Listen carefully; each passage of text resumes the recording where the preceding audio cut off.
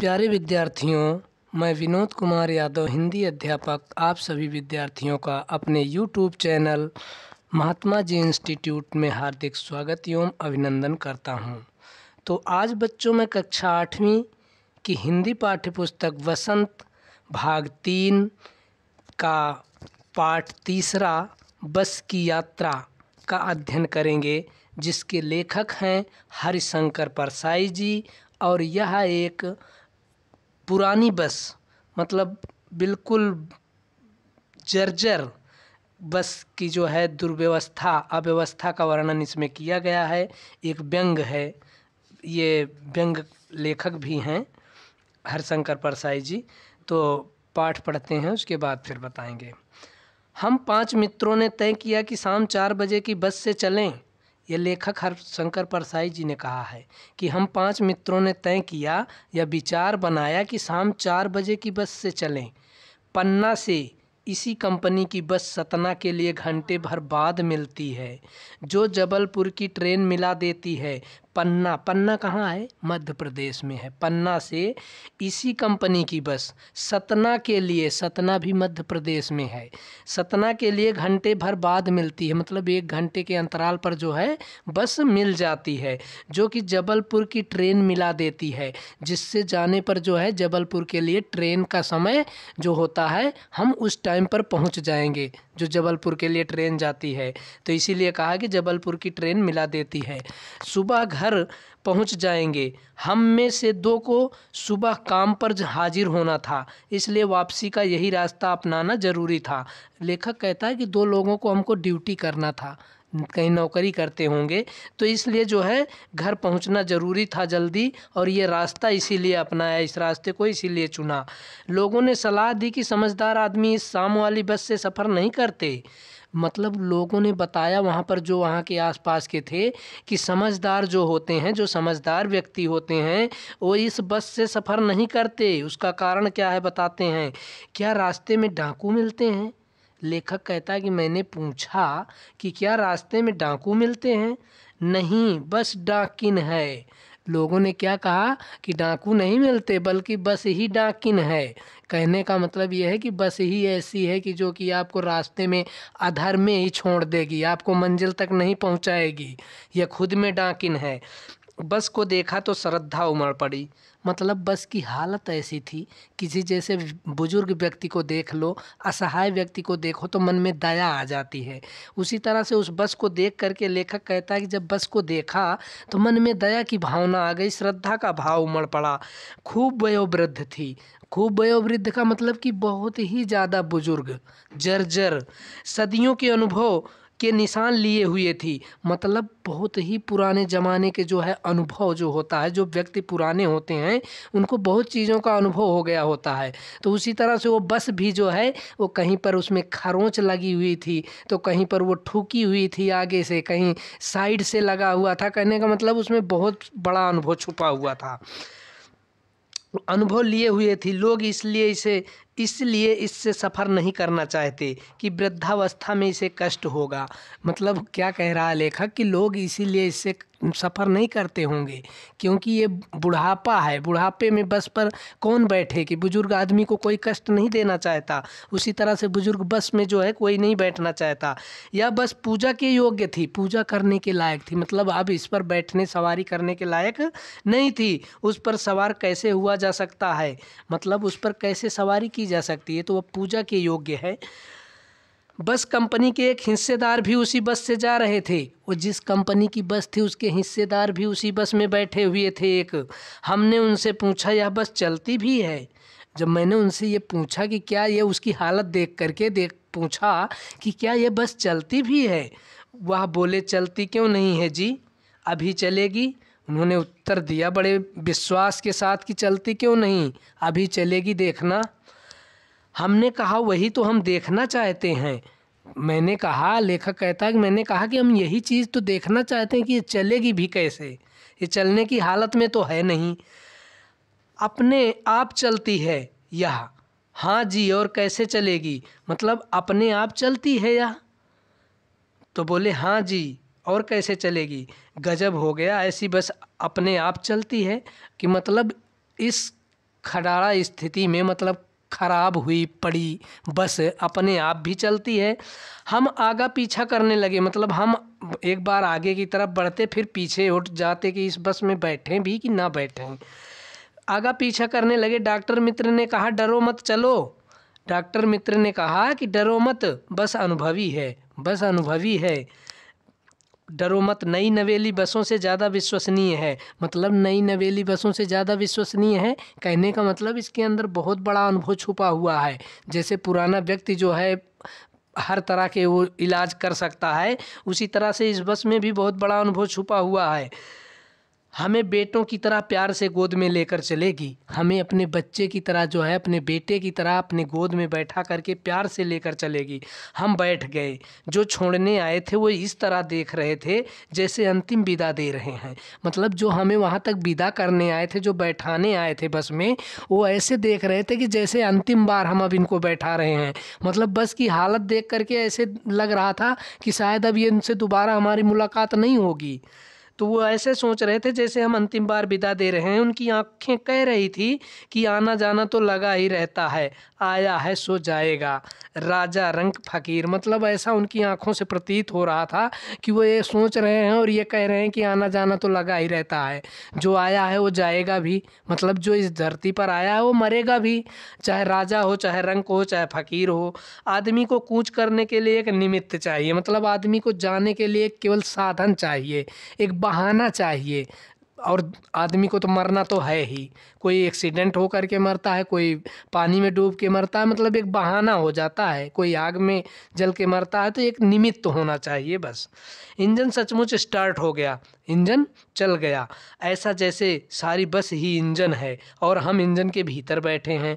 और जब वो चली तो ऐसा लगा कि सारी बस जो है वो इंजन ही है सारा, और हम उसी इंजन में बैठे हुए हैं। कांच बहुत कम बचे थे, कहने का मतलब खिड़कियों के कांच भी टूट गए थे, बहुत ही कम बचे थे। जो बचे थे उनसे हमें बचना था, और जो बचे हुए भी थे उनसे हमें खतरा था, हमें डर था कि कहीं ये लग न जाए हमारे।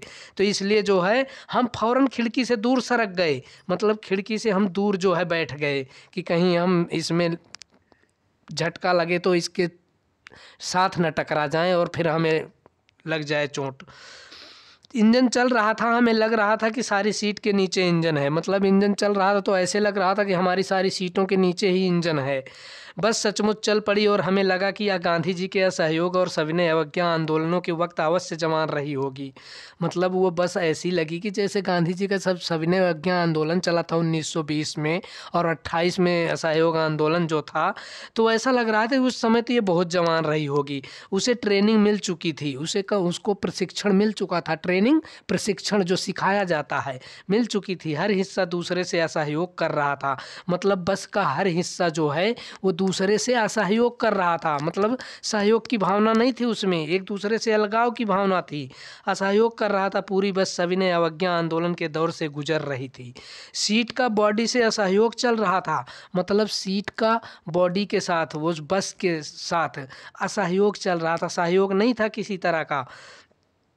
पूरी बस सविनय अवज्ञा आंदोलन के दौर से गुजर रही थी, सीट का बॉडी से असहयोग चल रहा था। कभी लगता सीट बॉडी को छोड़कर आगे निकल गई है, तो कभी लगता कि सीट को छोड़कर बॉडी आगे भागी जा रही है। 8-10 मील चलने पर सारे भेदभाव मिट गए। यह समझ में नहीं आता था कि सीट पर हम बैठे हैं या सीट हम पर बैठी है। मतलब बस की स्थिति ऐसी थी कि उसमें यही नहीं समझ में आता था कि हम बस में बैठे हैं या बस हमारे उस पर है, कि हम हैं कहाँ, हमें यही नहीं समझ आया। एकाएक बस रुक गई, मालूम हुआ कि पेट्रोल की टंकी में छेद हो गया है। मतलब बस अचानक रुक गई और पता चला कि पेट्रोल की टंकी में छेद हो गया। ड्राइवर ने बाल्टी में पेट्रोल निकालकर उसे बगल में रखा और नली डालकर इंजन में भेजने लगा। मतलब ड्राइवर ने क्या किया कि तेल जो है, पेट्रोल जो है, वो बाल्टी में निकाल ले आया और उसमें से एक नली से कनेक्शन कर दिया उसमें इंजन से, और उससे जाने लग गया। अब मैं उम्मीद कर रहा था कि थोड़ी देर बाद बस कंपनी के हिस्सेदार इंजन को निकाल कर गोद में रख लेंगे। मतलब अब मैं उम्मीद कर रहा था, मैं सोच रहा था कि अभी तो तेल निकाल करके बाल्टी में लाया है और थोड़ी देर बाद ये कंपनी के हिस्सेदार जो हैं ये इंजन को ही जो है अपनी गोद में ले लेंगे, गोद में ले करके बैठ जाएंगे।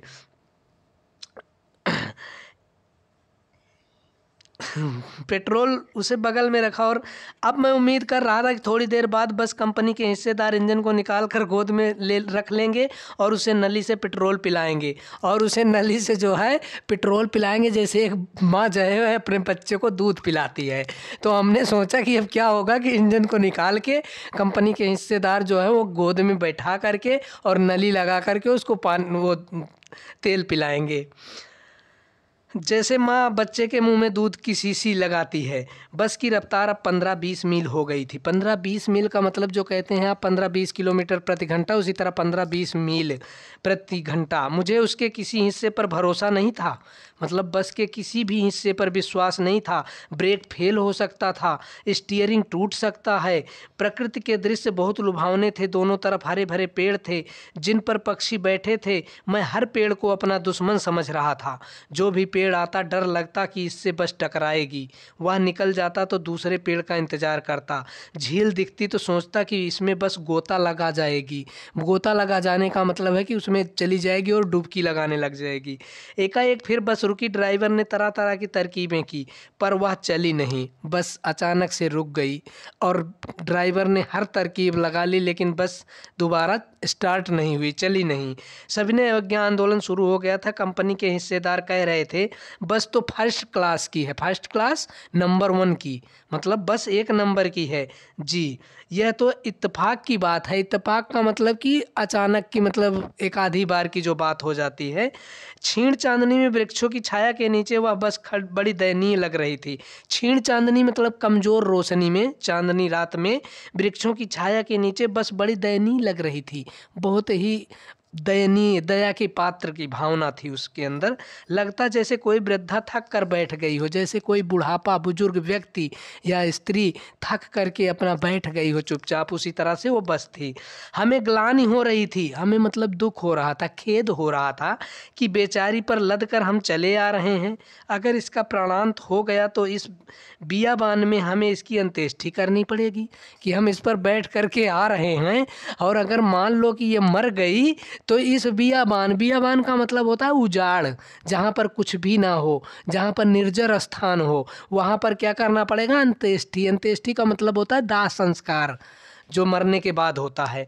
हिस्सेदार साहब ने इंजन को खोला और कुछ सुधारा। हिस्सेदार साहब जो थे वो इंजन को खोला और उसमें कुछ पुर्जे अपना इधर उधर किए, सुधारा, उसको ठीक किया। बस आगे चली, बस चली। उसकी चाल और कम हो गई थी, उसकी चाल जो है वो धीमी पड़ गई थी। धीरे धीरे वृद्धा की आंखों की ज्योति जाने लगी थी। मतलब जिस तरह से बुजुर्ग व्यक्ति की आंखों की रोशनी कमज़ोर हो जाती है, उसी तरह उसकी जो लाइट थी ना, उसकी भी रोशनी जाने लग गई थी। चांदनी में रास्ता टटोल कर वह रेंग रही थी। मतलब चांदनी रात में वह रास्ते को धीरे धीरे देख देख करके आराम से रेंग रेंग के चल रही थी। धीरे धीरे आगे या पीछे से कोई गाड़ी आती दिखती तो वह एकदम किनारे खड़ी हो जाती और कहती कि निकल जाओ बेटी। और जब आगे पीछे से कोई गाड़ी आती तो वो किनारे चुपचाप खड़ी हो जाती और कहती कि जाओ बेटी, आप जाओ, निकल जाओ बेटी। अपनी तो वह उम्र ही नहीं रही, मतलब अब हमारी तो आपकी जैसी उम्र नहीं है। एक पुलिया के ऊपर पहुँचे ही थे कि एक टायर फिस करके बैठ गया। एक पुलिया के ऊपर जैसे ही बस पहुंची थी कि एक टायर जो है फिस करके बैठ गया, मतलब पंचर हो गया। वह बहुत ज़ोर से हिलकर थम गई। मतलब जब एक तरफ से हवा निकलेगी तो क्या होगा कि एक तरफ को झुक जाएगी और पूरी हिल जाएगी। तो क्या हुआ कि अचानक से हिल करके थम गई। अगर स्पीड में होती तो उछल कर नाले में गिर जाती। अगर उसकी रफ्तार तेज़ होती तो आगे सामने जो नाला था उसमें जाके गिरती वो। मैंने उस कंपनी के हिस्सेदार की तरफ पहली बार श्रद्धा भाव से देखा। मैंने उस कंपनी के मालिक की तरफ जो है दया भावना से, श्रद्धा भाव से जो है देखा। वह टायरों की हालत जानते हैं, फिर भी जान हथेली पर लेकर इसी बस से सफ़र कर रहे हैं। मतलब उनको पता था कि टायर इतना ही चलेगा और टायर ख़त्म हो गया है बिल्कुल, लेकिन फिर भी इसी बस में सफ़र कर रहे हैं अपनी जान को हथेली पर रख करके, कि मतलब किसी भी टाइम देने के लिए तैयार हैं। हथेली पर रखने का मतलब ये है कि जान देने के लिए तैयार हैं किसी भी टाइम। उत्सर्ग की ऐसी भावना दुर्लभ है, मतलब ऐसी भावना उनके अंदर जो है ये बहुत ही कम देखने को मिलती है। सोचा इस आदमी के साहस और बलिदान भावना का सही उपयोग नहीं हो रहा है। मतलब मैंने सोचा कि इस हिस्सेदार साहब के त्याग और बलिदान की जो ये भावना है इसका सही उपयोग नहीं हो रहा है। इसे तो किसी क्रांतिकारी आंदोलन का नेता होना चाहिए, क्योंकि इसके अंदर इतनी भावना है कि देशभक्ति या श्रद्धा की भक्ति है कि जान को हथेली पर रख करके चल रहे हैं। अगर बस नाले में गिर पड़ती और हम सब मर जाते तो देवता बाहें पसारे उसका इंतजार करते। कि बस अगर नाले में जाती और हम सब मर जाते तो देवता जो है उसका बाहें पसारे इंतजार करते। किसका? कंपनी मालिक का, क्योंकि वो सब कुछ जानता था कि बस खराब है और बस कहीं भी खराब हो सकती है, टायर कहीं भी फट सकता है। देवता बाहें पसारे उसका इंतजार करते, कहते वह महान आदमी आ रहा है जिसने एक टायर के लिए प्राण दे दिए, मर गया पर टायर नहीं बदला। मतलब देवता लोग भी ये सोचते कि वो उस महान आदमी, उस महान आत्मा का आ रही है जिसने कि एक टायर को जानते हुए भी नहीं बदला था और अपनी जान को जो है उस टायर के पीछे कुर्बान कर दिया। दूसरा घिसा टायर लगाकर बस फिर चली, दूसरा टायर घिसा हुआ लगाया, फिर किसी तरह चली। अब हमने वक्त पर पन्ना पहुंचने की उम्मीद छोड़ दी। अब हमें जो पन्ना, जो गंतव्य था हमारा, जो पहुंचने की मंजिल थी, वहां पर मैं समय पर पहुंचने की अब उम्मीद ही छोड़ दी, आशा ही छोड़ दी। पन्ना कभी भी पहुंचने की उम्मीद छोड़ दी थी, पन्ना तो पहले ही छोड़ दी थी उम्मीद।